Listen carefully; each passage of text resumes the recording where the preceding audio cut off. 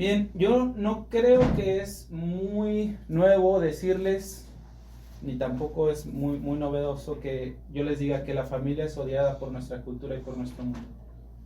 Yo creo que cualquiera que tiene ojos para percibir cómo nuestro mundo trata a la familia puede darse cuenta fácil que nuestro mundo busca constantemente destruir la familia, ¿no? Y esto ha pasado desde hace décadas y cada vez de manera más descarada.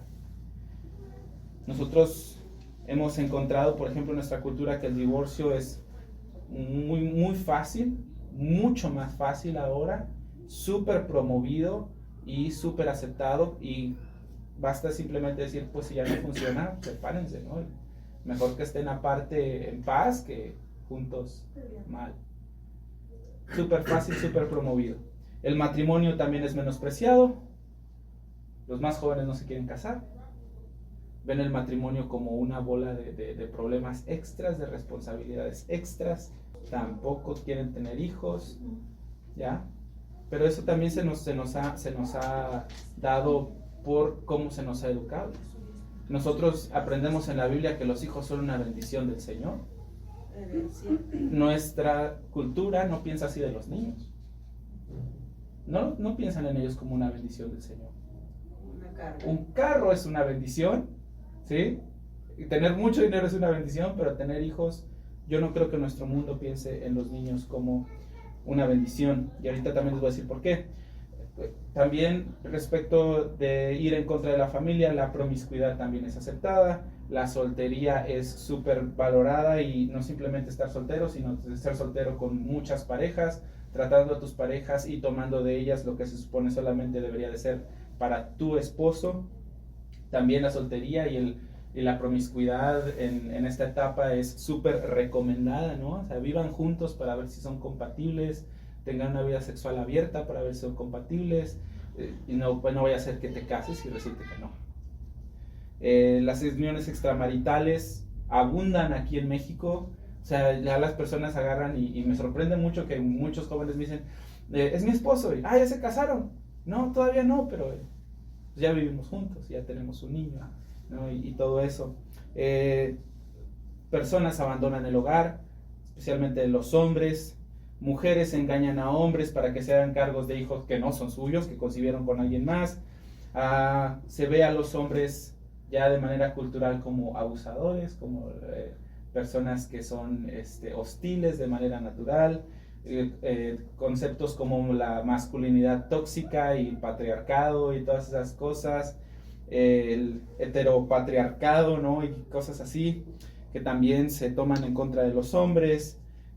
Todas las mentiras que el feminismo nos da ahorita, las mentiras que se promueven en la agenda LGBTQ+. Ya después te digo que vayas pensando cómo le vas a hacer, porque me vas a sacar del bote un día, los matrimonios del mismo sexo, las campañas financiadas sobre el aborto. ¿Cuántas preciosas vidas no se han perdido? Porque para nuestro mundo una vida humana, un bebé ya no es un bebé. Y se justifica con eso, ¿no? Y se usan términos que son mucho más sutiles, como la interrupción del embarazo, que no es una interrupción, es una terminación. Y todo eso con el respaldo legal, judicial y económico de las personas que se supone que deberían de cuidarnos. El gobierno, especialmente este gobierno que nosotros tenemos en México, es anticristiano y promueve todas estas cosas, las promueve y las respalda legalmente.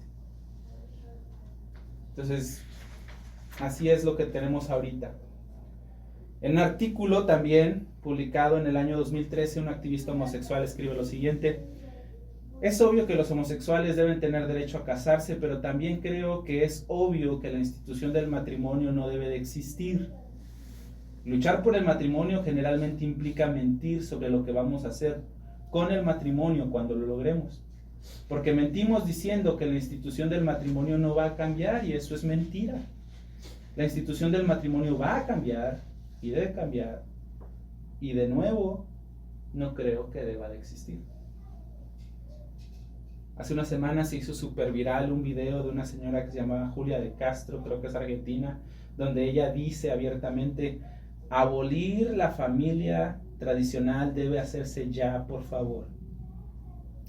Se debe de abolir la familia tradicional porque no está funcionando y necesitamos romper esto. Y justo como antes era difícil divorciarse o que las personas del mismo sexo se casaran, y en estas generaciones ya no, para las siguientes generaciones abolir la familia va a ser algo más normal y podrán encontrar algo mejor. Esta declaración se basa en un libro también de una activista feminista que se llama Sophie Lewis, el libro se llama así, literal, Abolir la familia, un manifiesto por los cuidados y la liberación. Y en este libro, que me chuté como la mitad, el libro presenta a la familia como un espacio de violencia y como un espacio donde tú obligas a los demás a hacer cosas que no quieren. La familia, como tradicionalmente se concibe, dice ella, en una entrevista que le hicieron también, ahí en abril de 2024, la familia como tradicionalmente se concibe, en esta familia el amor es exclusivo y se define a través de los celos y de la escasez. Pero esto no es nuevo. En 1971, un hombre que se llamó David Cooper, que era un doctor, escribió un libro que también se llama así, La muerte de la familia, y él escribe en este libro: la familia es un mecanismo de acondicionamiento ideológico en cualquier sociedad explotadora. Y luego sigue escribiendo: por falta de dioses, hemos tenido que inventar potentes abstracciones de las cuales ninguna es tan poderosamente destructiva como la familia. Y luego dice: el poder de la familia reside en que se refuerza el poder de las clases gobernantes. Esto es lo que nuestro mundo piensa acerca de la familia. La Suprema Corte de la Justicia de la Nación, en nuestro México, lindo y querido, ha redefinido la vida. Y ahora un asesinato no es un asesinato, es una interrupción, pero no es un asesinato. En nuestro mundo se ha estado redefiniendo el matrimonio y ahora el matrimonio ya no es un matrimonio. Y el mundo sigue buscando redefinir y deshacerse del concepto de la familia. Eso es lo que tenemos por ahora. Y todas estas acciones, hermanos, quiero que ustedes entiendan que llanamente simplemente son actos de rebelión contra Dios. Porque fue Dios quien estableció el matrimonio. Él fue quien llevó a Eva con Adán. Un hombre y una mujer. Eso es el matrimonio. Fue Dios quien estableció la familia. En Génesis 1:28 Dios le dijo a Adán y a Eva: vayan, fructifiquen, multiplíquense, llenen la tierra. Entonces, el seguir el diseño de Dios para las familias, hermanos, quiero que entiendan qué es lo que hace que una sociedad sea funcional y ordenada. Creo que en épocas anteriores se entendía mucho mejor esto, que las familias son es la base de la sociedad. Y que si las familias sufren y las familias no funcionan bien, la sociedad tampoco lo va a hacer. Es muy simple. Yo creo que el diseño de Dios para la familia, hermanos, hace que se comunique verdad, bendición, paz, amor, seguridad. Eso es lo que se hace cuando se sigue el diseño de Dios para la familia. Bendiciones de padres hacia los hijos y hacia las generaciones por venir. Eso es lo que la Biblia enseña. Pero también creo que ninguna de las ideologías del mundo ayuda verdaderamente a la familia. Es decir, ¿por qué? Bueno, considera lo siguiente. No, esta es mi opinión, ¿ok? Simplemente es mi opinión, pero considéralo. Hoy tenemos mucho más psiquiatras, psicólogos, psicoanalistas, medicinas para controlar la conducta de los niños, que eso está mal, ¿cierto? Tenemos de todo. Muchas más teorías de comportamiento de lo que nunca hemos tenido, terapias familiares, individuales, de niños. Tenemos teorías de crianza para aventar para arriba. Y ahorita, como nunca, la familia sufre bajo el nombre del progreso. la verdad es que ninguna de esas cosas de verdad ha ayudado. No hay menos divorcios, no ha habido menos abandono de hogar. Ninguna de esas cosas sucede. Por eso yo creo que ninguna de las ideas que el mundo puede llegar a tener acerca de la familia funciona. Yo creo que para que nosotros podamos tener una familia plena, nosotros debemos de seguir el diseño de aquel que estableció la familia, porque él sabe mucho mejor que nosotros cómo funciona. Y miren, podríamos asustarnos y ponernos a decir, sí, el mundo está bien mal, qué horrible, tantas cosas feas que están pasando. Pero la verdad, hermanos, es que yo creo que no se ha hecho un mejor trabajo cuando se trata de defender la verdad y apegarnos al modelo que el Señor nos ha prescrito en su palabra. Eso no lo hemos hecho mejor nosotros. Y Oseas 4:6 sigue siendo verdad. Mi pueblo perece por falta de conocimiento de Dios. Pero eso nada más es la primera parte de Oseas 4:6. Escucha el resto. Por cuanto desechaste el conocimiento, yo te desecharé del sacerdocio, y porque olvidaste la ley de tu Dios, yo me olvidaré de tus hijos. Nosotros vivimos lejos de Dios, desechamos a Dios, no buscamos su ley, y después nos preguntamos por qué el Señor no nos bendice y por qué juzga a las naciones. Es por esa razón, hermanos, por la que yo creo que es importante el texto que nosotros vamos a estudiar hoy, que está en Efesios 5, del 15 al 20. Y quisiera que lo leyéramos nuevamente. Dice, miren con diligencia cómo anden, no como necios, sino como sabios, aprovechando bien el tiempo, porque los días son malos. Por tanto, no sean insensatos, sino entendidos cuál sea la voluntad del Señor. No se embriaguen con vino, en el cual hay disolución, antes sean llenos del Espíritu Santo. Y si ustedes notan, después de estos versículos que nosotros leímos hoy, en el versículo 21, 22 y hasta el principio del capítulo 6, el apóstol Pablo habla acerca de la familia. Esto que nosotros vamos a estudiar hoy, yo quiero que entiendan que no son simples ideas y que no son cosas triviales. Es el fundamento que Dios ha puesto antes de que nosotros podamos hablar de la familia o de las esposas o del rol de los esposos o cuáles son las responsabilidades de las esposas, cómo tienen que tratar los padres a los hijos y cómo deben tratar los hijos a los padres. Esto es muy importante lo que vamos a estudiar hoy. Y yo quiero decirles algo que estuve pensando respecto a estas personas que quieren abolir la familia y todo eso. Yo creo que estas personas han visto lo que sucede cuando te desvías del diseño de Dios para la familia. Ciertamente los hombres abusan de su poder. Ciertamente las mujeres se vuelven controladoras. Los hijos se vuelven rebeldes y los padres autoritarios.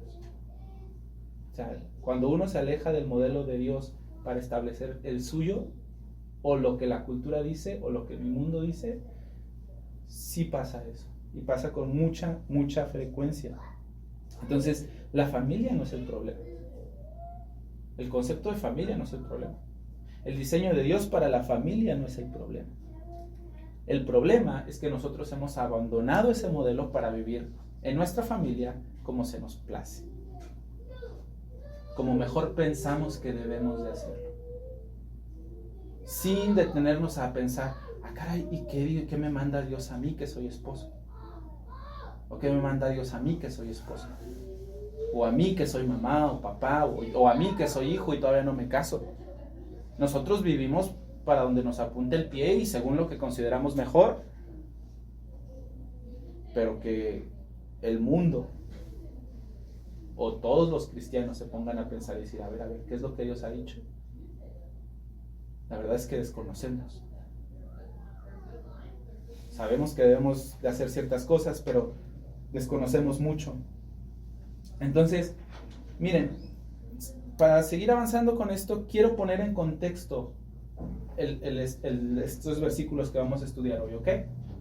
Fíjense ahí en Efesios, en el capítulo 4, ahora sí ya vamos a ir derechito a nuestra Biblia, y yo sé que la introducción fue muy larga, pero creo que era necesaria, ¿ok? Y lo bueno de enseñar así, como les he dicho, la Biblia así palabra por palabra, es que es como una salchicha, o sea, donde le cortes va a quedar bien y podemos seguir el siguiente domingo y no hay problema, ¿sí? Mira el capítulo 4, especialmente el versículo 17. Pablo dice: esto pues les digo y les requiero en el Señor, que yo no anden como los gentiles que andan en la vanidad de su mente. ¿Te fijas? Entonces, ¿qué está haciendo Pablo? Lo que está haciendo Pablo es estableciendo la diferencia entre un creyente, porque él en los capítulos 4, 3, 2 y 1 ha establecido el evangelio y lo que Dios ha hecho por nosotros. Y ahora nosotros que somos creyentes, dice Pablo, bueno, pues deberíamos de vivir de manera diferente. Deberíamos de ser distintos al mundo, no deberíamos de vivir igual. Entonces les dice, requiero en el Señor que ya no anden como los otros gentiles que andan en la vanidad de su mente, teniendo el entendimiento entenebrecido, ajenos a la vida de Dios por la ignorancia que hay en ellos, por la dureza de su corazón. ¿Ves? Entonces Pablo dice, ya no vivan como los demás. A partir de ahí se empieza a hacer esta distinción entre la vida nueva y la vida vieja. De hecho, en el versículo 22 dice, en cuanto a su pasada manera de vivir, despójense del viejo hombre que está viciado conforme a los deseos engañosos, y renuévense en el espíritu de su mente, y vístanse del nuevo hombre creado según Dios en justicia y santidad de la verdad. ¿Te fijas? Ahí se empieza a hacer este contraste.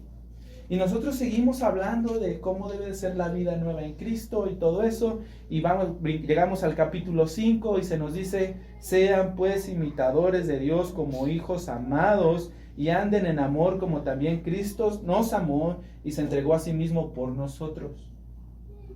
¿Ven? Ese ha sido el tenor de estos capítulos. Mira el capítulo 5, el versículo 7. Capítulo 5, versículo 3, hasta el final. Dice que debemos de comportarnos como conviene a santos. ¿Se fijan? Dice, pero fornicación y toda inmundicia o avaricia ni aun se nombre entre ustedes como conviene a santos.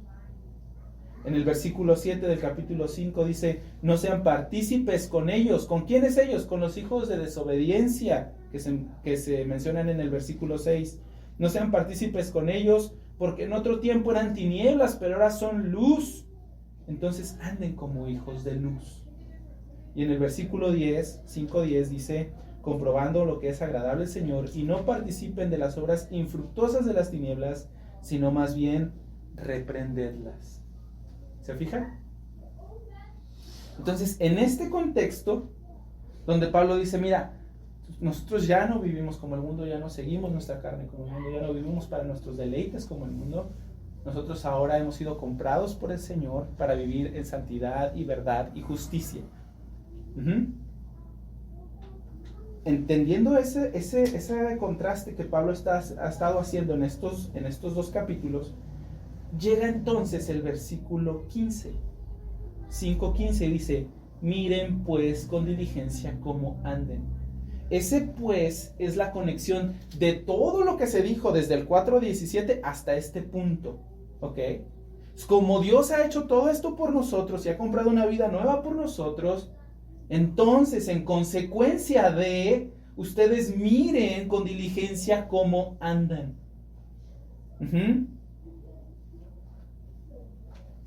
Tengan cuidado con cómo andan. Tengan sumo cuidado en su manera de vivir. Dice ahí, miren con diligencia. Esto implica vigilancia constante, cuidado continuo, intencional. ¿Ok? Mirar con diligencia algo implica todas esas cosas. Dice, miren con diligencia cómo anden, no como necios, sino como sabios. Y aquí está la primera piedra del fundamento que Dios puso para la familia: la sabiduría. ¿Ok? Miren, hermanos, esta es la diferencia entre los necios y los sabios. Los necios no son personas a las que les falta inteligencia, no, ni tampoco que les falta conocimiento. La Biblia básicamente, esencialmente, pone la necedad como incredulidad. Mira, acompáñame al Salmo 14.1, por favor.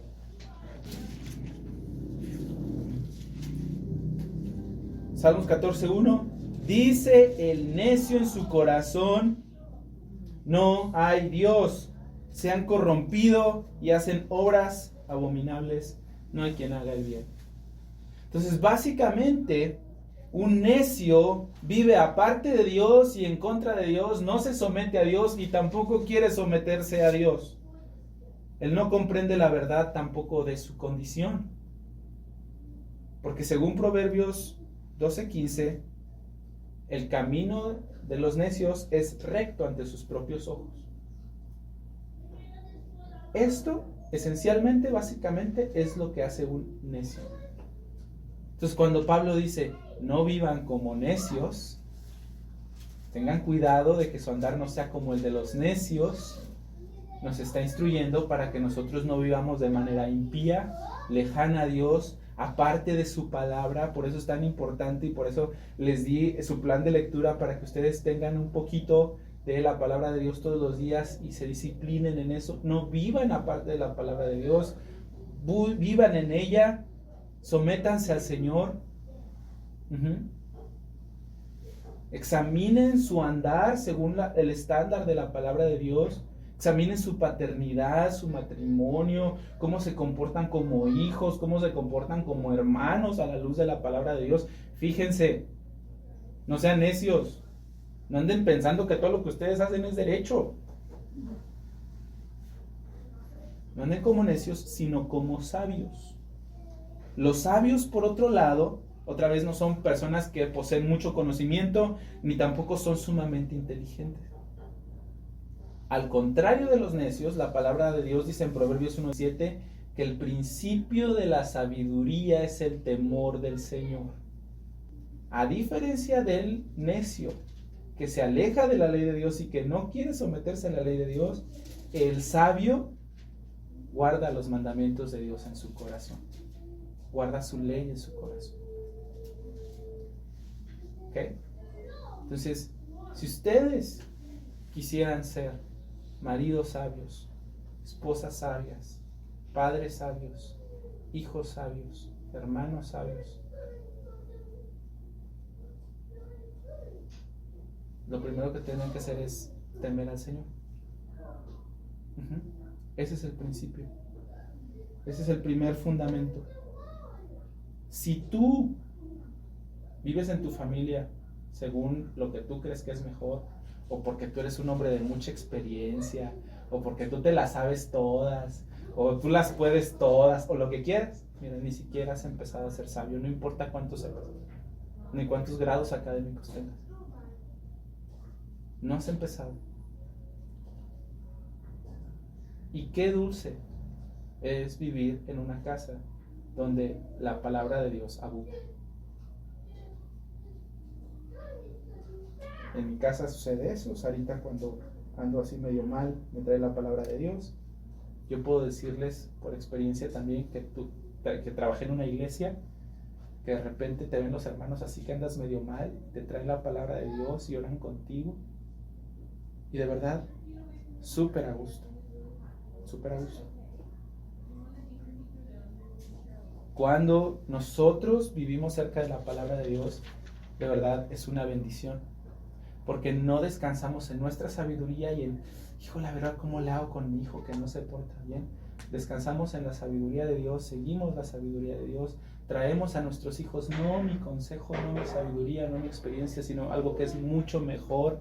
Podemos escuchar de nuestros padres algo, la verdad eterna de Dios, ¿sí? Mucho mejor. Nuestra casa tiene un fundamento mucho más firme que cualquier cosa que el mundo nos pueda ofrecer. Y sigue, vamos a regresar a Efesios, ¿sí? Entonces, eso simplemente era para que nosotros pudiéramos entender qué es lo que Pablo intenta decir cuando dice que miremos con diligencia, que no andemos como necios, sino como sabios. Y luego el versículo 16 dice, aprovechando bien el tiempo, porque los días son malos. Y eso es lo que hace un hombre sabio. Un hombre sabio aprovecha bien el tiempo porque entiende el problema que nosotros tenemos en nuestro mundo hoy. Mira, yo simplemente quiero que ustedes hagan un ejercicio. Vean lo que el mundo ama. Vean lo que el mundo aprecia. Vean lo que el mundo quiere enseñarles a sus hijos. Vean cómo el mundo piensa del matrimonio. Los consejos todos horribles que te dan tus compañeros de la maquila cuando les cuentas que te estás peleando con tu esposo. Puras tonterías. Piensen un momento en eso.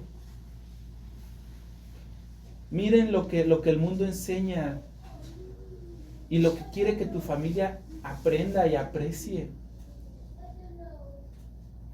Una vida materialista de Instagram, sentados en ellos mismos, egoístas, sin sentir dolor por otros. De hecho, esto no lo tienen que buscar si quieren, pero el apóstol Pablo hace una descripción muy adecuada de cómo iban a ser los últimos días en la tierra. Y él escribe en 2 Timoteo capítulo 3. 2 Timoteo capítulo 3. Cómo van a ser los últimos días en nuestra sociedad. Y miren lo que dice el apóstol Pablo. En los postreros días vendrían tiempos peligrosos, porque habrá hombres amadores de sí mismos. Tenemos eso ahorita, ¿no? Hombres amadores de sí mismos, ávaros, orgullosos, soberbios, blasfemos, desobedientes a los padres, ingratos, sin amor por el Señor, eso es impíos, sin afecto natural, implacables, calumniadores, intemperantes, crueles, aborrecedores de lo bueno, traidores, impetuosos, infatuos, amadores de los deleites más que de Dios.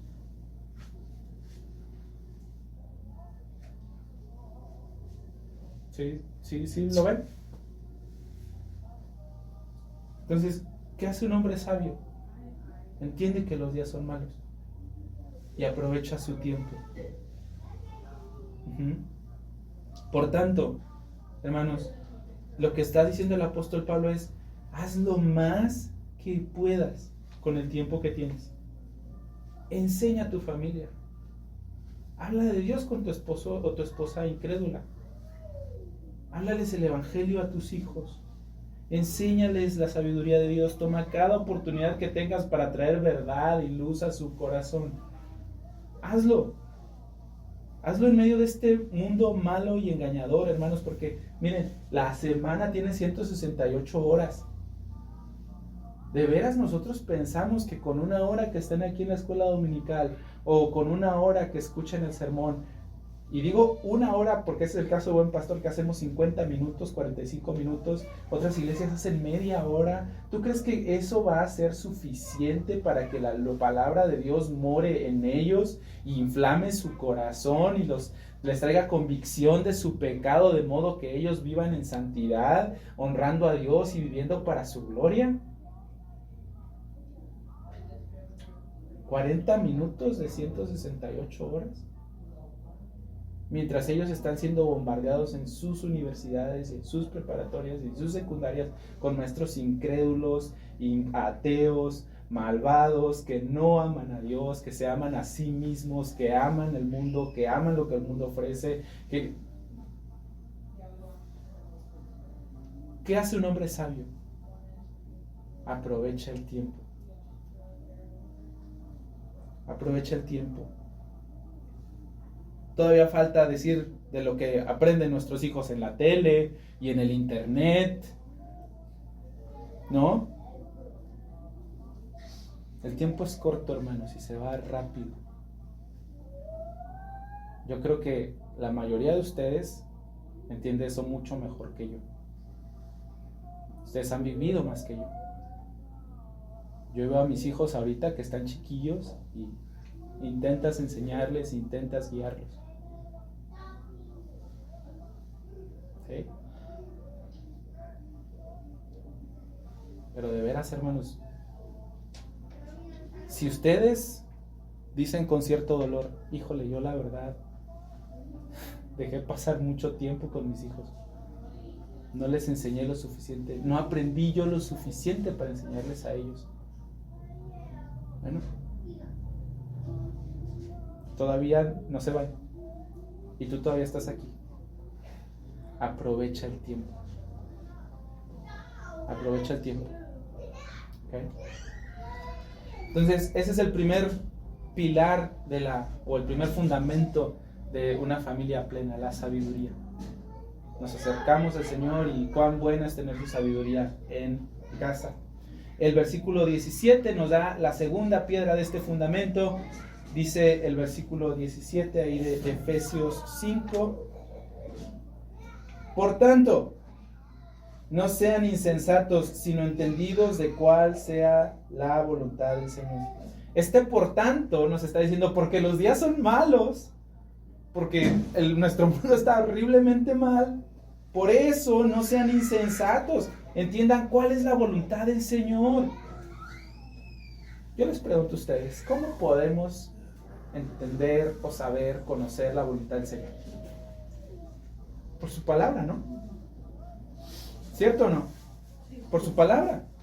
A veces las personas actúan como si la voluntad de Dios fuera algo así bien oscuro, bien difícil de discernir, como si no supieran. Pero de veras, hermanos, ustedes no tienen idea cuántas veces la Biblia dice, porque esta es la voluntad del Señor. Y si nosotros aprendiéramos esos versículos que literalmente dicen, esta es la voluntad del Señor, y los aplicáramos a nuestra vida, gran parte de las situaciones complejas y confusas de nuestra vida se irían. Mucho de ello se iría. Pero si tú dijeras, bueno, yo de todos modos quiero algún ejemplo, algo que yo pudiera ver más fácil. Bueno, yo entiendo que cuando mis alumnos no entendían un problema complejo, cuando les ponías un ejemplo, decían, ya entendí. Si ustedes quieren ese ejemplo, el Señor Jesús es el ejemplo. En Juan, en el Evangelio de Juan, en el capítulo 4, en el versículo 34, el Señor Jesús dijo, mi comida es que haga la voluntad del que me envió y que acabe su obra. Si tú quieres ver cómo es una vida sometida a la voluntad de Dios, ahí está la vida del Señor Jesús. Nosotros, hermanos, debemos de ser estudiantes de Cristo, de su carácter, de cómo Él respondía a las circunstancias, de cómo Él respondía cuando lo trataban mal, de cómo Él respondía a la incredulidad de la gente, de cómo Él buscaba vivir, de a dónde dirigía su vida, para que entonces nosotros podamos hacer lo mismo. Mira lo que dice la primera carta de Pedro en el capítulo 4. Primera de Pedro, capítulo 4, versículo 1. Primera de Pedro 4:1 dice, puesto que Cristo ha padecido por nosotros en la carne, ustedes también ármense del mismo pensamiento, pues quien ha padecido en la carne terminó con el pecado para no vivir el tiempo que resta en la carne conforme a las concupiscencias de los hombres, sino conforme a la voluntad de Dios. ¿Ya viste? Para no vivir como vive el mundo, mira a Cristo para que tú aprendas cómo vivir sometido a la voluntad de Dios. Eso es. Básicamente es eso. Entonces, yo quiero ahora dirigirme especialmente a los que somos jefes de familia. ¿Cómo estás guiando a tu familia? ¿En base a qué? ¿Qué es lo que quieres lograr? ¿Qué les estás enseñando con tus palabras y tu ejemplo? Esas preguntas me las tuve que hacer yo y se las hago a ustedes. ¿Qué les estamos enseñando y para qué? Yo a veces, no sé ustedes, le pido a mis hijos que sean amables cuando yo soy áspero.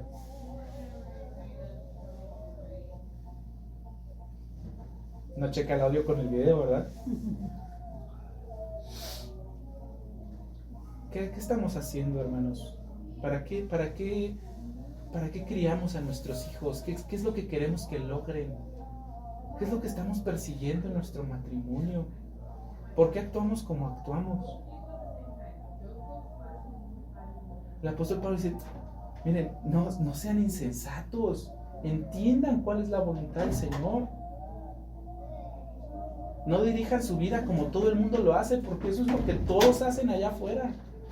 Hacen lo que mejor les parece en la circunstancia en la que están y ellos le dan a ver si le atinan y a ver si les va bien. Entonces, no sean así, no sean insensatos. Ay, hermanos, nuestra familia necesita la sabiduría de Dios. La necesita. Si no es eso lo que enseña nuestra familia, si no es eso lo que dirige a nuestra familia, entonces ¿qué es? ¿Qué lo va a hacer? ¿El humanismo del mundo? ¿El hedonismo del mundo que busca placer por todos lados a toda costa? ¿El materialismo del mundo que nos empuja a fuerza a tener una vida como la de Instagram porque si no estamos mal? Porque eso es lo que se debe de hacer. Una vida cómoda, segura, con muchos ceros en el banco.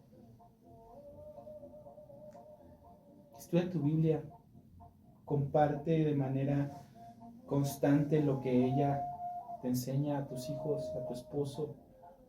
Vivan juntos eso. No te apartes de manera insensata de tu Biblia y dale eso a tu familia. Es lo mejor que les podemos dar. Y ya espero poder terminar esto rápido, pero la tercera piedra de este fundamento es la llenura del Espíritu Santo. Dice ahí el versículo 18 de Efesios 5. Efesios 5 dice, no os embriaguéis con vino, en el cual hay disolución, antes bien sean llenos del Espíritu Santo. Entonces, si tú tienes una persona que está guiado por la sabiduría de Dios, que conoce la voluntad de Dios, que no nomás le va a estar intentando atinar a la vida, sino que te va a estar guiando por un camino seguro, siendo tu esposo, o tu papá, o incluso a veces los hijos cuando ya están grandes. Eso hace que nuestra casa sea un lugar seguro. Lleno de amor, de paz, de amabilidad, de bendición. Y ser llenos del Espíritu Santo, hermanos, es importante. Ahora mira, algo que quiero explicarte aquí con esto es que se hace un contraste entre ser llenos del Espíritu Santo y embriagarse con vino. ¿Ya?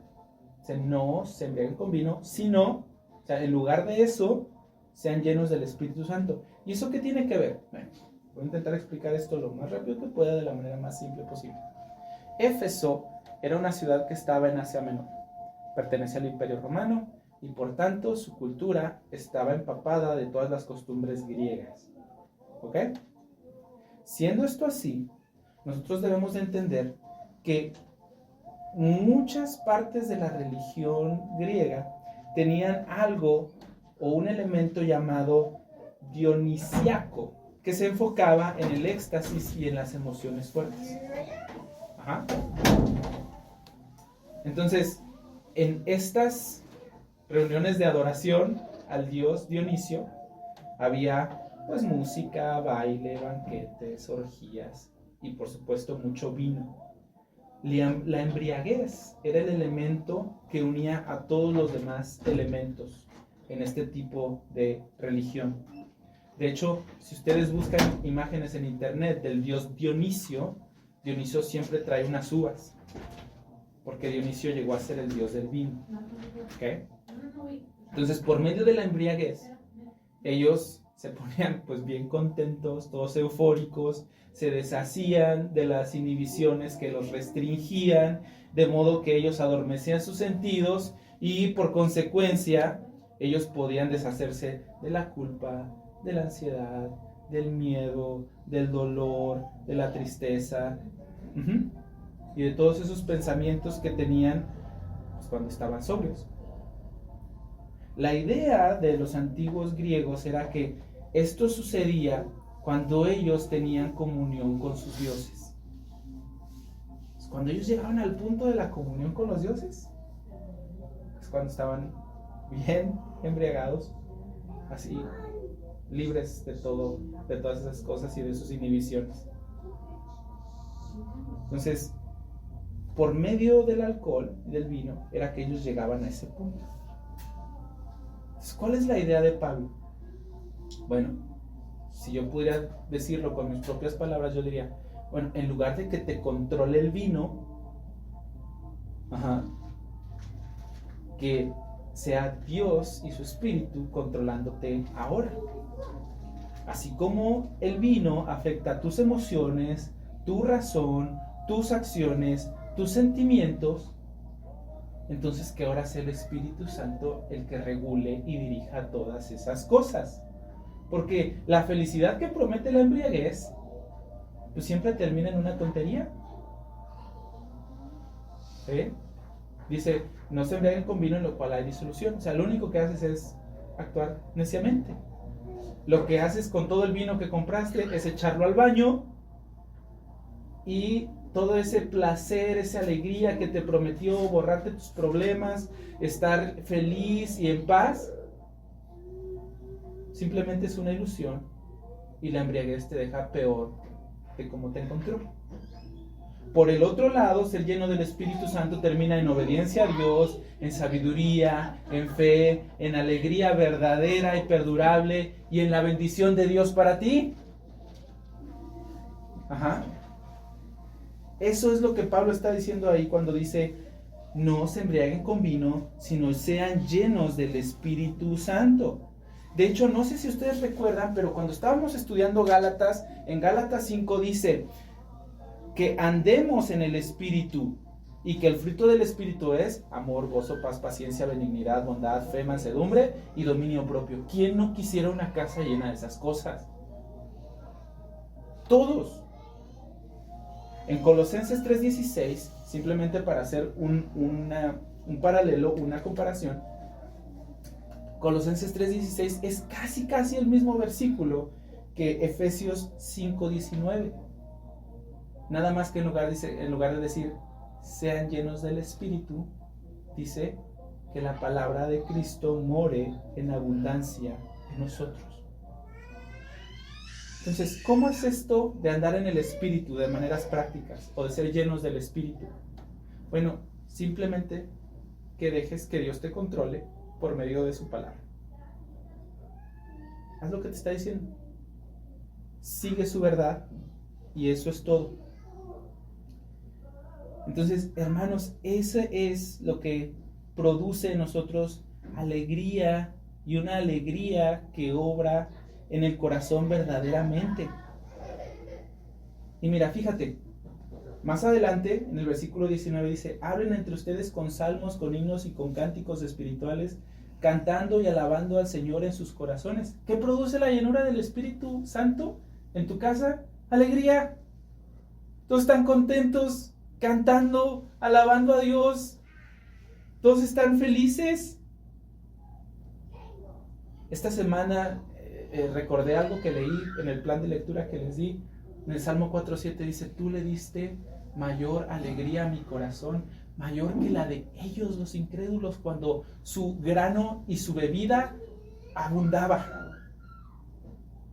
Una alegría mucho mayor me diste a mí. ¿Qué produce el Espíritu Santo? Una vida llena del Espíritu Santo en casa. Alegre. Y es agradable vivir con personas así, que siempre andan de buenas, contentos, cantando, a gusto. Y luego dice el siguiente, alabando al Señor de vuestros corazones, y el versículo 20 dice, dando siempre gracias a Dios por todo, al Padre, en el nombre de nuestro Señor Jesucristo. Dando gracias a Dios siempre y por todo. ¿Qué produce una llenura del Espíritu Santo en nosotros? Gratitud. ¿Gratitud por qué? Porque nosotros podemos encontrar en Dios nuestra satisfacción plena. Algunas personas forman una familia y se casan porque piensan que el matrimonio los va a hacer felices. Y los que estamos casados sabemos que los esposos son muy malos dioses. Algunos piensan que son los hijos los que les van a dar la felicidad. Y buscan su familia y su matrimonio en eso. Pero la verdad es que cuando uno está lleno del Espíritu Santo, uno encuentra en Dios todo lo que necesita. Todo lo que necesita. Quiero leerles algo que encontré en este libro que leí hace muchos años. Y fíjense, cuando nosotros estamos llenos del Espíritu Santo y encontramos en Él alivio para nuestras necesidades, entonces yo ya no estoy esperando que mi esposa siempre me esté haciendo feliz o que se comporte como yo quiero, ni mis hijos tampoco, y les quito el peso a ellos de tener que comportarse de una manera en la que no pueden. En este libro se habla acerca de un misionero que se llamaba Hudson Taylor, y él dice que él en su vida tenía una dificultad tras otra con mucha rapidez. Eso escribió en uno de sus diarios. Y luego él dice: tengo en la mente Juan 37 al 39 constantemente. Si alguno tiene sed, venga a mí y beba. ¿Quién hay que no tenga sed?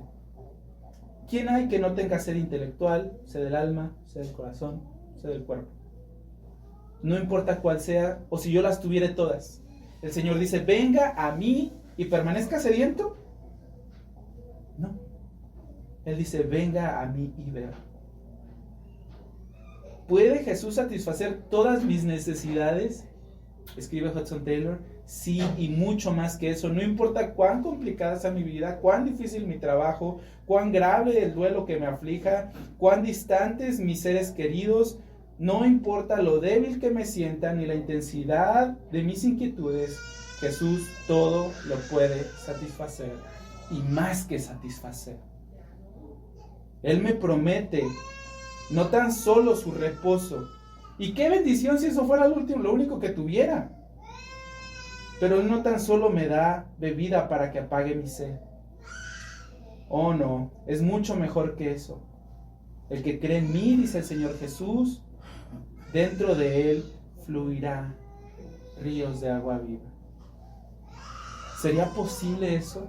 ¿Habrá refrigerio para lo que está árido y seco y sediento? Sí. Y no meros riachuelos ahí llenos mientras duren las lluvias y luego secos otra vez. Oh no, dentro de él fluirán ríos, como el potente Yangtze, siempre llenos, siempre profundos. Es siempre una torrente vastísima de la que fluye agua irresistiblemente. Venga a mí beba y beba, escribió en otra carta Hudson Taylor. No dice venga a mí, tome un trago apresurado, ni tampoco venga a mí a saciar algo de su sed, o por lo menos aplacarla un rato. No, beba. O sea, toma y continúa tomando constantemente, habitualmente. No hay temor de agotar la fuente, ni de secar el río. 3 piedras de este fundamento para una familia plena: sabiduría, ser entendidos de la voluntad del Señor y ser llenos del Espíritu Santo.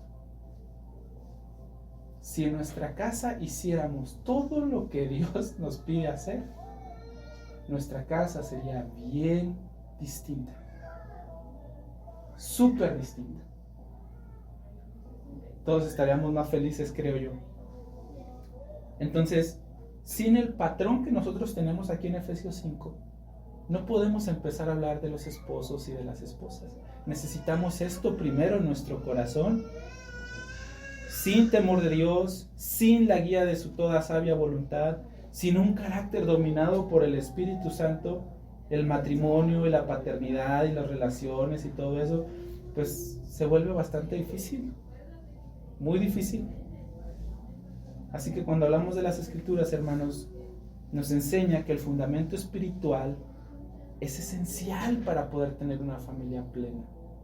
Busquen la sabiduría del Señor, conozcan su voluntad, síganla y busquen ser llenos del Espíritu Santo constantemente.